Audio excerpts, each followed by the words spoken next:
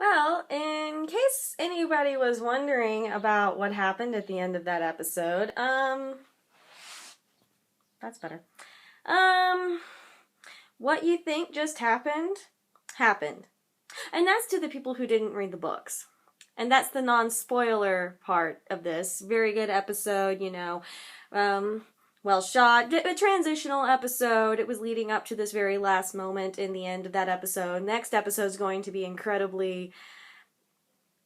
It's going to be a hard episode to watch, I think, for a lot of people, especially for people who have experienced exactly what Claire is going through right now. With that being said, that's the end of this, of any non-spoiler parts of this episode. Now for the rest of the, review.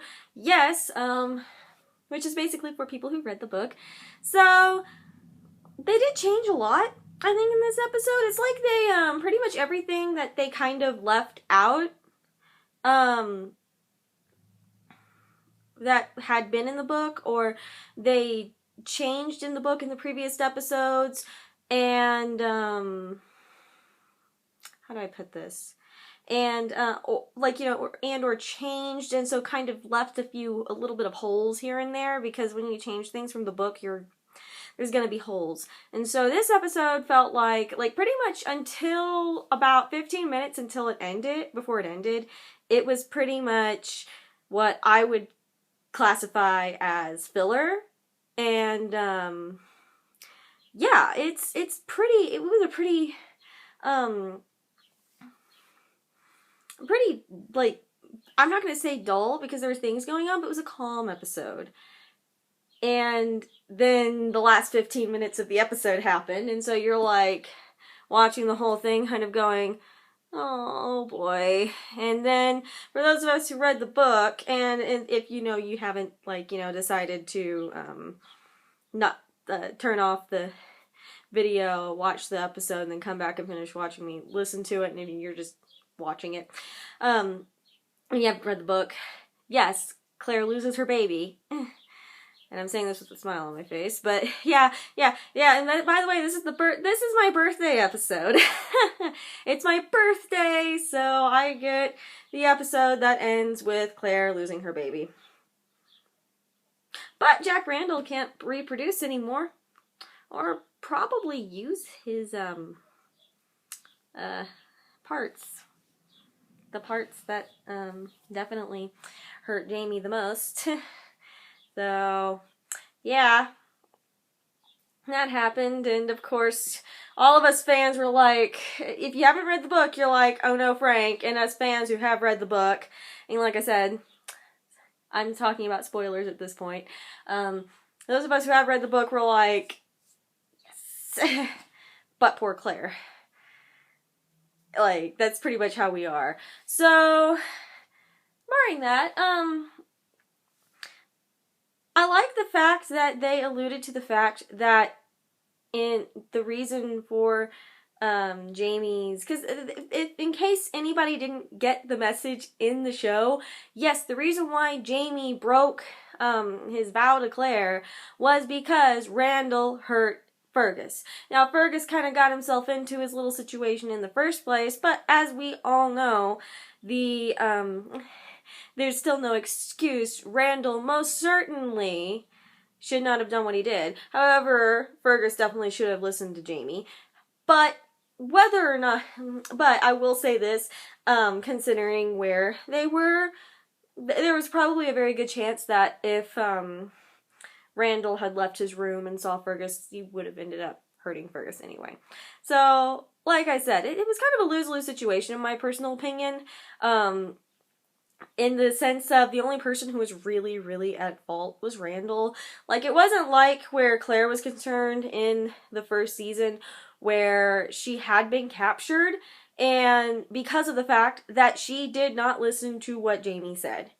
She did not listen to Jamie telling her explicitly, stay here. Now, while Fergus didn't listen to Jamie in this situation, if I remember correctly in the book, Randall had taken Fergus upstairs. Yeah, correct me if I'm wrong. I haven't exactly gotten to the point where in the book where we find out what happened. But in the show, I personally believe that if even if Fergus had stayed exactly where he was, Randall probably would have ended up hurting him anyway.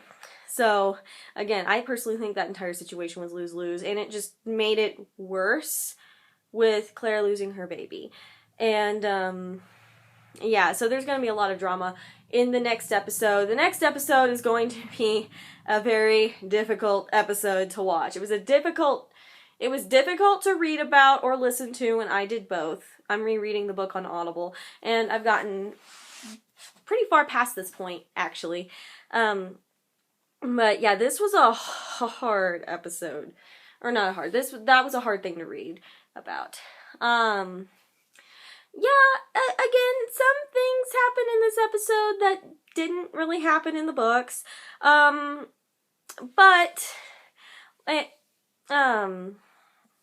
like Claire bleeding.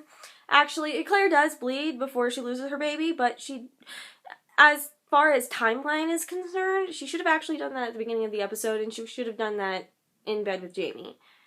Not with Mother Hildegard.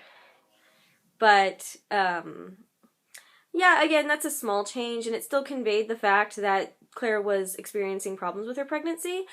But I am going to say this. In the book, she was experiencing problems with her pregnancy pretty much the moment she hit month 5.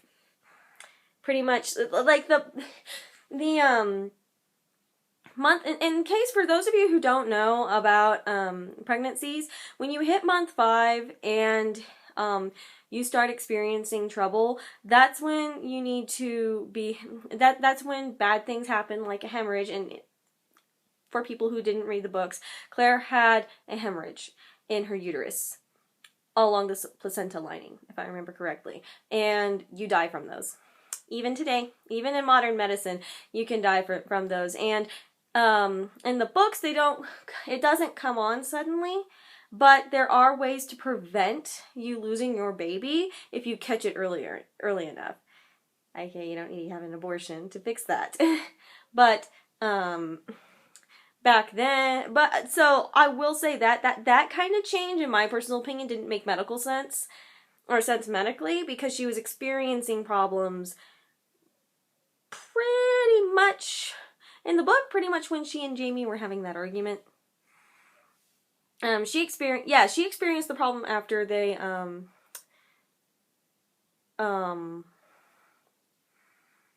shortly after she and Mary, no. Dang it. It was about a month after she and Mary, Hawkins experienced their, rape molesting situation, and then it happened in bed, completely out of the blue, and she actually had to stop working at the hospital, and she spent a month not working at the hospital, and then she entered month 5, and she actually started having to be in bed resting in month 5.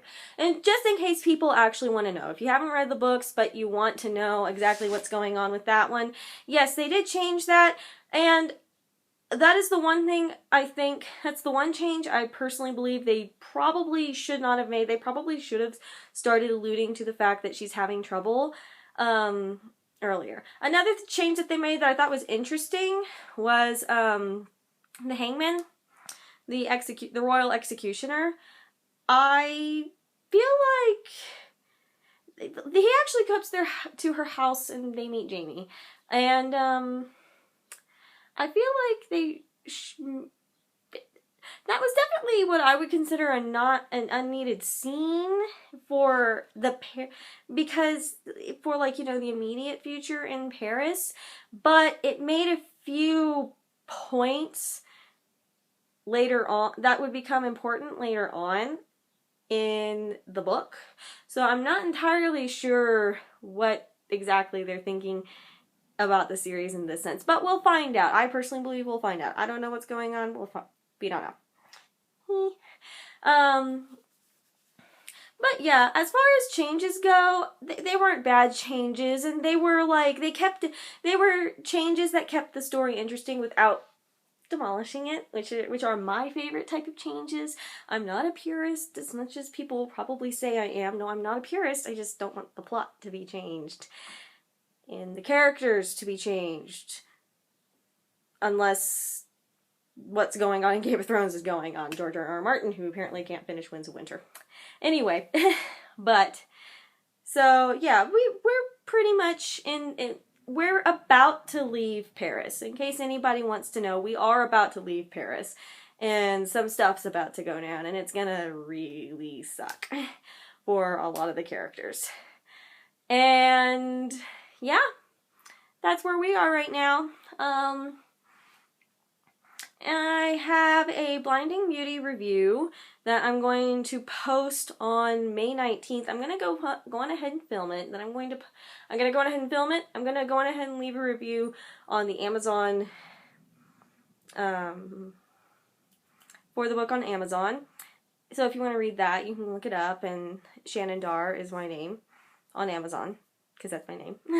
And I'll leave the review for that. And I'm also going to today film a review for A Court of Mist and Fury by Sarah J. Maas, which I've read. So, yeah. Bye-bye.